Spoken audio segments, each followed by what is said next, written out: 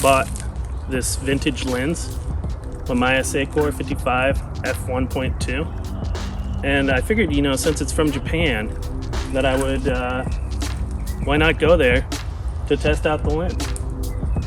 So yeah, we're in a Japanese bamboo forest, and we're gonna test out the Mamiya Sekor.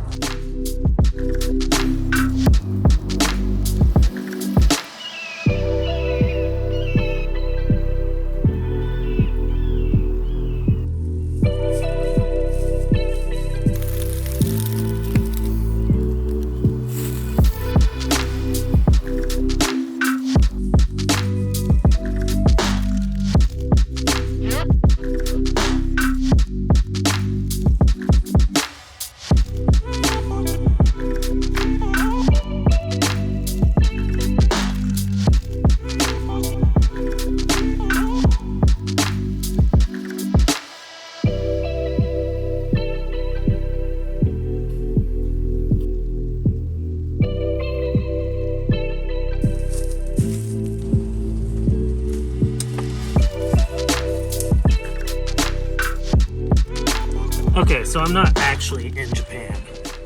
That was still pretty awesome, right?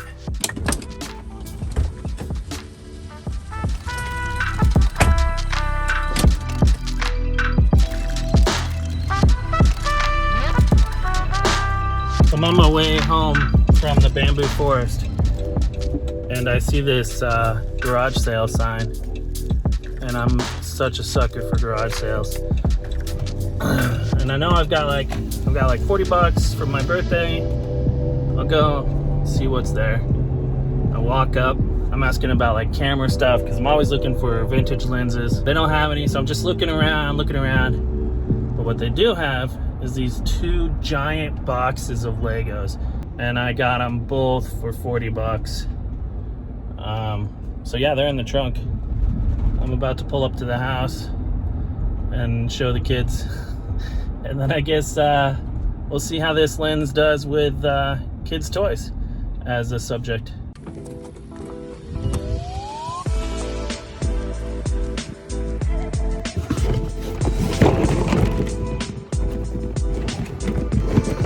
Oh, that's from Star Wars.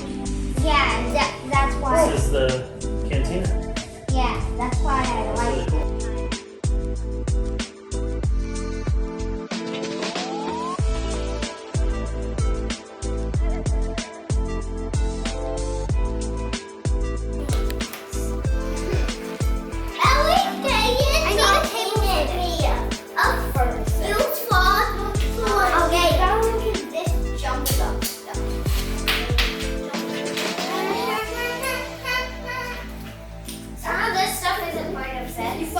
One more like exactly like it. Oh!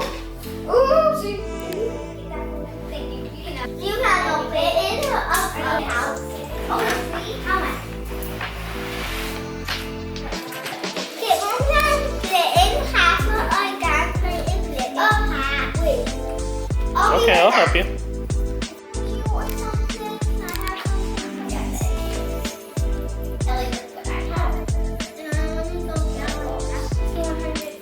Oh, look at that. Okay, I'll take this in. Now I want some flowers. So I've been using the heck out of this lens for the last couple of weeks in preparation for this video. And I gotta say, I love it. It's my favorite lens by far. I love the way it looks. I love its form factor. I love the way it looks at me. Hey, how you doing, sexy? It's a very dreamy look, especially when you shoot wide open at f1.8. The bokeh it gives off is amazing, but my favorite bokeh by far is shot at f4. That's because it's very hexagonal. This is actually the second Mamiya Sekor lens that I've bought. The first one I picked up at an antique store for around $5. I know, right? Talk about a budget lens. But normally they go for around $50 to $70, and that's what I paid for this second one off of Facebook Marketplace. So before we go any further, I'm of course adapting this to my APS-C sensor, and like I've said before, a 50mm turns more into like a 70mm, so keep that in mind as we proceed. A few things I've noticed about this lens in particular, and I think it's because I'm adapting it and just the special qualities of the lens, is it ends up looking a lot like a macro lens. And that's even before I'm using macro spacers or billows, which I do quite a bit with this lens, It's actually my favorite macro lens to use. One thing I don't like about this lens is the difficulty to use on a gimbal. And I use a gimbal quite a bit because I have shaky hands. But because this is a manual lens and I like to shoot at f4 to f1.8, my depth of field is very small. So while I'm moving, I'm constantly having to pull my focus, and that can get really hard. So that means this lens is best locked down on a tripod to really pull off those dreamy looks. That brings me to another thing I've noticed about this lens, and this is true for most 50mm lenses, but especially for this one. To get that nice bokeh in the background, you have to pull the background out of focus and have your subject closer to the lens. When you do this, you can get those really nice hexagonal bokeh at f4 or get those circular bokeh at f1.8. Another unique thing about this lens is its radioactive properties. You see the yellowing there? They say that's due to the radioactive isotopes that the Japanese companies used when they first made these lenses. I've also heard that if you set this out in the sun for a long period of time, with the lens facing up and no cover on it, that the sun will naturally take away that yellowing. But I actually really like it. I feel like it gives it a nice tone, a nice dreamy sort of look. It really helps add to the characteristics of the lens. And I've done some research on this before you guys get too carried away and concerned. The radioactive properties of this isn't enough to really hurt you unless you carry it around in your pocket for extended periods of time. It'll give you about as much rads as you would get eating a banana. One more fun thing about this lens, when I bought it they had a 2x adapter, which makes it from a 55mm to a 110. And although it's true that when you use adapters like that you lose 2 stops worth of dynamic range, it can kind of be worth it depending on the scenario you're shooting in. And you can adjust for that and still get your nice hexagonal bokeh. I actually use my macro spacer with the 2x adapter for even more unique macro shots. The following footage was all shot with the 2x adapter and with the macro spacer.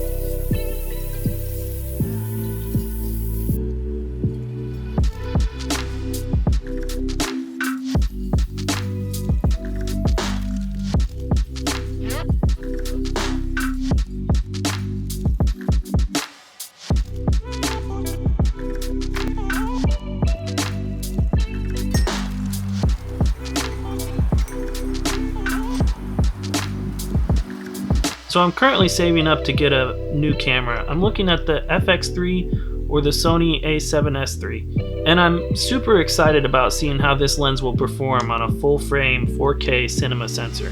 I gotta say, for the price and the unique looks that you can get from this lens, that for $5 to $50, it's definitely worth it. Just don't go out and buy them all up, in case I need a spare. Well, that's it guys for this episode. Thanks for watching. Please make sure to subscribe, hit the like button, share, hit the notification bell. All of that really helps out the algorithm and helps my videos get seen more. Thanks again guys, and we'll see you in the next episode.